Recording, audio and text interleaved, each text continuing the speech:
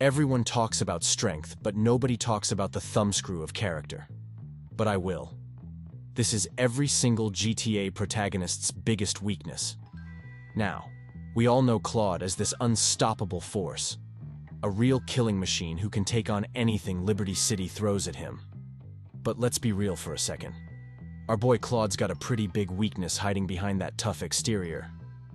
See, Claude's biggest flaw is that he's basically an emotionless robot. The dude's about as expressive as a brick wall, and that's not just because of the whole silent protagonist thing. It's like someone forgot to program any personality into him beyond shoot first, ask questions never. This emotional void might make him a great hitman, but it also makes him super easy to manipulate.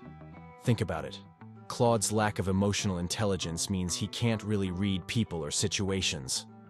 He just follows orders without questioning them, making him the perfect pawn for anyone clever enough to pull his strings. It's almost comical how easily he can be pointed in any direction like a loaded gun, ready to cause chaos for whoever's puppeteering him at the moment. But here's where it gets really interesting. Claude's emptiness doesn't just make him easy to control, it makes him his own worst enemy. With the right manipulation, you could totally get Claude to fight himself. Imagine setting up a situation where he's caught between two conflicting orders, watching him short-circuit as he tries to compute which path of destruction to take. It'd be like watching a very deadly game of pinball. Tommy Vercetti. This guy's the poster boy for fake it till you make it, and boy did he make it big in Vice City. Tommy's got brains, he's got ambition, and he's got a wardrobe that screams, Florida man goes to Hollywood. But let's be real, our boy Tommy's got a weakness that's as big as his ego. Tommy's Achilles' heel. His massive, unshakable overconfidence. This dude struts around Vice City like he's the king of the world, and to be fair, he kind of becomes that. But here's the thing. Tommy's so convinced of his own brilliance that he can't fathom the idea of someone outplaying him. It's like Tommy's operating on the assumption that he's always the biggest shark in the ocean. He's so busy basking in his own success that he forgets there might be bigger, meaner fish out there. And in a place like Vice City, there's always a bigger fish. This overconfidence makes Tommy sloppy. He takes risks he doesn't need to, trusts people he shouldn't, and sometimes bites off more than he can chew. It's like watching a guy play poker who thinks he's got a royal flush every hand. Sure, sometimes he's right and it's glorious, but when he's wrong, it's a spectacular mess. The irony is, Tommy's actually pretty smart when he's not high on his own supply of self-importance. He's got the skills to back up a lot of his bravado, but his inability to consider that someone might be craftier, more connected, or just plain luckier than him, that's what constantly puts him in hot water. Now, CJ's a complex character with a lot of depth, but his biggest weakness? It's the very thing that makes him so relatable and human. His family and his people. CJ's loyalty to his family and his hood is admirable, no doubt. It's what brings him back to Los Santos in the first place. But man, does it ever become a double-edged sword for our boy. His family, particularly Sweet and Kendall, and his connection to Grove Street become both his driving force and his Achilles' heel. Think about it. How many times does CJ get pulled into crazy situations because of his brother's sweet stubbornness, or his loyalty to his old gang? CJ's always trying to do right by his people, but it often leads him down paths that put him in danger or compromise his own goals. Remember Big Smoke and Ryder? CJ's trust in his childhood friends blinds him to their betrayal until it's almost too late. His desire to protect and provide for his family makes him vulnerable to manipulation by characters like Tenpenny, who use his connections against him. But it's not just about being manipulated. CJ's attachment to his roots keeps pulling him back to Los Santos, even when staying away might be smarter. He can't let go, can't fully embrace the new opportunities he finds in Las Venturas or San Fierro, because he's always got one foot back in Grove Street. The real kicker? CJ's loyalty often isn't fully appreciated or reciprocated. He busts his ass trying to save his family and his hood, but he faces constant criticism and doubt from the very people he's trying to help. It's like he's caught in this loop of trying to prove himself to people who might never be fully satisfied. Don't get me wrong, CJ's loyalty is also his strength. It's what makes him a hero in his own right.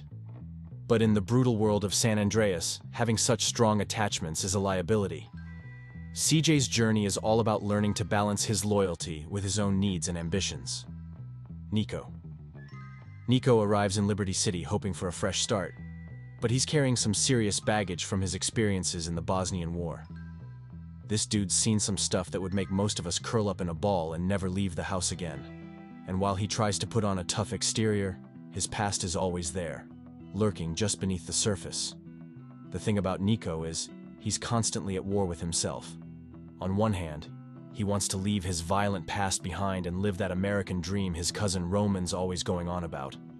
But on the other hand, his skills as a soldier and his familiarity with violence make him perfectly suited for the criminal underworld of Liberty City. Nico's PTSD manifests in different ways throughout the game. Sometimes it's in his cynical outlook on life, other times it's in his quick resort to violence. He's always on edge, always expecting the worst, because that's what life has taught him to do. This hypervigilance might keep him alive, but it also keeps him from fully embracing any chance at happiness or normalcy. His past also makes him vulnerable to manipulation. Characters like Dmitry Raskolov or Ray Bulgarin can get under his skin by bringing up his history or threatening to expose his wartime actions. Nico's desire for redemption or revenge, depending on how you play him, often leads him into situations that only add to his trauma. Nico's past and his PTSD don't just affect him. They impact every relationship he forms in Liberty City. He struggles to connect with people, always keeping them at arm's length. Even when he tries to open up, like with Kate McCreary, his past and his present actions create barriers. Nico's story is ultimately a tragic one because no matter how much money he makes or how many enemies he takes down, he can't escape the prison of his own mind. His PTSD and his past are always there, influencing his decisions and keeping him from finding peace. Johnny Klebtis. Johnny's a complex character, but his biggest weakness, the thing that ultimately brings this once proud biker chief to his knees, is his struggle with drug addiction. Now, a lot of people might point to Ashley as Johnny's weakness, and sure, his toxic relationship with her doesn't do him any favors. But at the core of it all, it's Johnny's own battle with addiction that really brings him down. When we first meet Johnny in The Lost and Damned, he's this strong, principled leader trying to keep the Lost MC on the straight-ish and narrow. He's got his vices, sure, but he's holding it together. Fast forward to GTA 5, and man, what a fall from grace. Johnny's addiction turns him into a shadow of his former self. The once proud biker is now a twitchy, paranoid shell of a man. His judgment's shot, his physical strength is waning, and worst of all, his spirit, that fierce biker independence, is broken. The drugs have robbed him of everything that made him who he was. This addiction doesn't just affect Johnny personally, it impacts everything around him. His leadership of the Lost crumbles. The respect he once commanded, gone. He can't protect his club. He can't stand up to rival gangs. He can't even stand up for himself against the likes of Trevor Philips.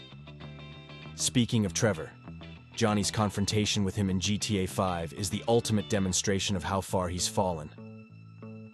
The Johnny we knew from The Lost and Damned would have put up one hell of a fight. But this version of Johnny? He's too weak, too strung out to even defend himself. In the end, Johnny's addiction doesn't just make him weak and fragile, it gets him killed. He's so far gone that he walks into a situation he would have easily read as dangerous in his prime. It's a brutal, inglorious end for a character who once had so much potential. Johnny's story is a harsh reminder of how addiction can take even the toughest, most independent spirits and grind them down to nothing. It's not just about the physical toll, but the way it erodes everything you are, everything you stand for. Luis Lopez. Luis is the kind of guy who's always caught between worlds. He's got one foot in the glitzy nightclub scene and one in the gritty streets of Liberty City. He's loyal to his old friends from the hood, but also to his new high-rolling associates. This split focus often leads him to approach situations without fully committing, and man, does it ever get him into trouble. Take his work for Tony Prince, aka Gay Tony. Luis is Tony's right-hand man, but he's often reluctant to fully embrace the role. He'll do what Tony asks, but there's always this sense that he's holding back, not quite giving it his all. This half-hearted approach means he's constantly putting out fires instead of preventing them in the first place. The same goes for his criminal activities. Luis has the skills to be a top-tier criminal, but he never seems to fully commit to that life either. He's always trying to keep one foot on the straight and narrow, which ironically ends up making his situations more dangerous. He gets involved in major heists and deals, but his reluctance to go all in means he's not as prepared or focused as he should be. Even in his personal life, Luis's half-hearted approach causes problems. He's got women all over him, but he never fully commits to any relationship. He's always keeping his options open, which leads to drama and complications that he could avoid if he just made a choice and stuck with it. This wishy-washy attitude puts Luis in some seriously tight spots. He ends up caught between warring factions, trying to please everyone but ultimately satisfying no one. It's like he's always playing catch-up, reacting to crises rather than taking control of situations. The real irony is that when Luis does fully commit to something, he's unstoppable. Those moments when he goes all in, whether it's to save Tony or to pull off a seemingly impossible heist, show just how capable he can be. But these moments are rare, overshadowed by his usual approach of trying to have it all without fully investing in anything. Michael. Michael seems to have it all figured out. The big house, the family, the cushy lifestyle. But dig a little deeper, and you'll find his biggest weakness. The man is a walking contradiction, a hypocrite of the highest order. Michael's always going on about wanting a normal life, complaining about the chaos around him and how he just wants peace and quiet. He'll give these long-winded speeches about being done with the criminal life, about how he's changed. But here's the kicker. The moment an opportunity for some action comes along, our boy Michael is all in, faster than you can say midlife crisis. It's like Michael's got this internal tug-of-war going on. One side of him is desperately clinging to this idea of being a reformed man, a family guy who's left his dark past behind. But the other side? That's the real Michael. The one who gets a thrill from the heists, the danger, the adrenaline rush of being a criminal mastermind. This hypocrisy isn't just annoying, it's what lands Michael in hot water time and time again. He'll make a big show of turning over a new leaf, only to dive headfirst into some scheme that puts everything at risk. He can't seem to accept that those dark tendencies, that craving for excitement and danger, are a core part of who he is. Michael's family life is where this contradiction really shows. He'll lecture his kids about making something of themselves, about staying out of trouble. Meanwhile, he's out there robbing banks and taking down rival criminals. Talk about do as I say, not as I do, right? This inability to reconcile his two sides, the respectable family man and the career criminal, is what keeps Michael in a constant state of turmoil. He's always dissatisfied, always looking for something more, but never willing to fully commit to either life. It's like he's trying to have his cake and eat it too, but ends up making a mess of both. The real tragedy of Michael is that he can't seem to be honest with himself. If he could just accept who he really is, flaws, criminal tendencies, and all, he might find some peace.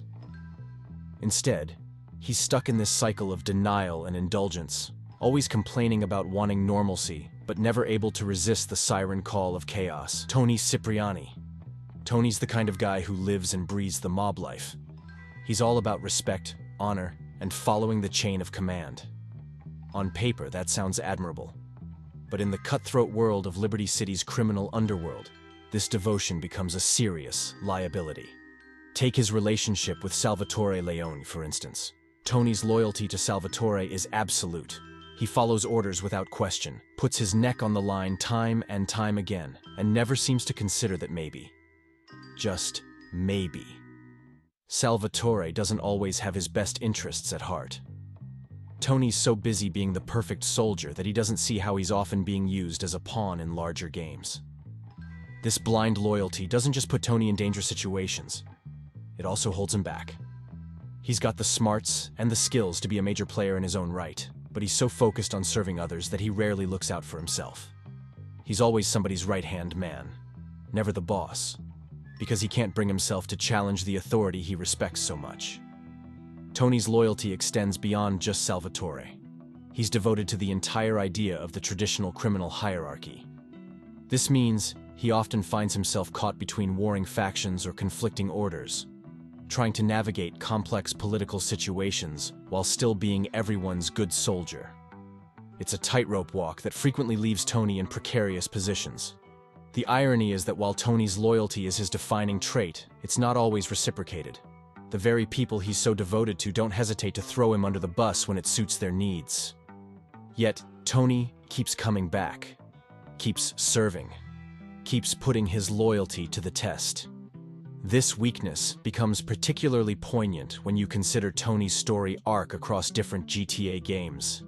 His unwavering loyalty ultimately leads him to a life of paranoia and isolation, holed up in his apartment, still serving the whims of those above him. Victor. Vic's a guy trying to do the right thing in a world that's all kinds of wrong. His biggest weakness? He's trying to be a moral angel in the devil's playground that is Vice City. Now don't get me wrong, having principles is cool and all, but Vic takes it to a whole new level. This dude's constantly at war with himself. He's in the criminal underworld, but he's always trying to justify his actions, always looking for the least morally bankrupt option. It's like he's playing Grand Theft Auto with a Boy Scout handbook in his back pocket. Vic's moral compass might make him a stand-up guy, but it also makes him vulnerable. The more ruthless criminals in Vice City see his reluctance as weakness, and they're not afraid to exploit it. He's always a step behind, because he's too busy wrestling with his conscience, while everyone else is wrestling for power. Vic's attempts to stay moral often backfire, landing him in even deeper trouble. He'll try to take the high road, only to find out it's a dead end that drops him right back into the muck. It's a constant struggle between his need to provide for his family and his desire to keep his hands clean. Huang Li. Huang's got a different problem altogether. This guy's weakness is that he's so confident. He probably thinks he can win a staring contest with his own reflection. Overconfidence is Huang's middle name, and boy does it get him into some sticky situations. Fresh off the boat in Liberty City, Huang struts around like he owns the place. He's got the family name, he's got the attitude, and he thinks that's all he needs. Spoiler alert, it's not. Huang's so sure of himself that he often underestimates the challenges and enemies he faces. He'll walk into dangerous situations thinking he's got it all figured out, only to find out he's in way over his head. It's like watching a kid try to cannonball into the deep end before learning to swim. His overconfidence doesn't just put him in danger, it also blinds him to potential allies and opportunities. Huang's so busy being the smartest guy in the room that he sometimes misses the bigger picture. The irony is, Huang's actually pretty capable when he's not tripping over his own ego. But his "I've got this" attitude often turns manageable situations into total cluster you-know-whats. Franklin Clinton. Franklin's like that rookie who just got called up to the big leagues. He's talented, but he doesn't quite know the rules of the game yet. This naivety shows up in pretty much every aspect of his life. Take his professional life, for example. Franklin's so eager to move up in the world that he often doesn't see when he's being used. He jumps into situations with Michael and Trevor without fully understanding the risks or the consequences. It's like he's playing chess, but he only knows how the pawns move. In his personal life, Franklin's naivety is just as apparent. He's still hung up on his ex-girlfriend, Tanisha, not really getting that she's moved on to a different life. And let's not even start on his relationship with Lamar. Franklin's always cleaning up messes that his buddy creates, not realizing that sometimes loyalty can be a one-way street. But here's the thing about Franklin's naivety. It's not all bad. It's what makes him relatable, you know? He's the guy we root for because we can see ourselves in him. We've all been that young person trying to figure out life, making mistakes and learning as we go. His naivety also means he's not as jaded as Michael or as unhinged as Trevor. He's still got hope, still believes he can make something of himself without completely selling his soul. It's refreshing, even if it does get him into trouble sometimes. The real irony is that Franklin's naivety is both his weakness and his strength. It's what makes him vulnerable to manipulation, but it's also what drives him to take risks and seize opportunities that more experienced criminals might pass up. Finally, Trevor. Trevor's the kind of guy who wakes up each morning, looks in the mirror, if he bothers, and says, "Yep, still perfect." He's convinced he's untouchable, invincible, the apex predator in a world full of sheep. And man, does that attitude get him into some crazy situations. See, Trevor's always pushing boundaries. He's not happy unless he's way over the line, whatever that line might be. Cops, rival gangs, even his own friends. Trevor's always testing how far he can go. It's like he's playing chicken with the universe, and he always thinks he's gonna win. This no weaknesses mindset means Trevor never backs down, never considers the consequences. He'll storm a gang hideout solo, mouth off to government agents, or decide to take on the entire Los Santos police force just because he's bored. In Trevor's mind, caution is for suckers, and fear is for everyone else. This attitude that makes Trevor so formidable is the same thing that can bring him down. In one of GTA 5's endings, it's Trevor's inability to see his own vulnerabilities that gets him killed. He pushes too far, crosses one line too many, and finds out the hard way that even he's not bulletproof. But Trevor's weakness is also what makes him such a compelling character. He's the embodiment of the chaotic freedom that GTA represents. When you're playing as Trevor, you're not just controlling a character, you're unleashing a force of nature, and we are done. I included all the protagonists except Mike. Nobody cares about him. Anyways, subscribe to the channel and comment down your thoughts. I'll see you in the next video. See ya.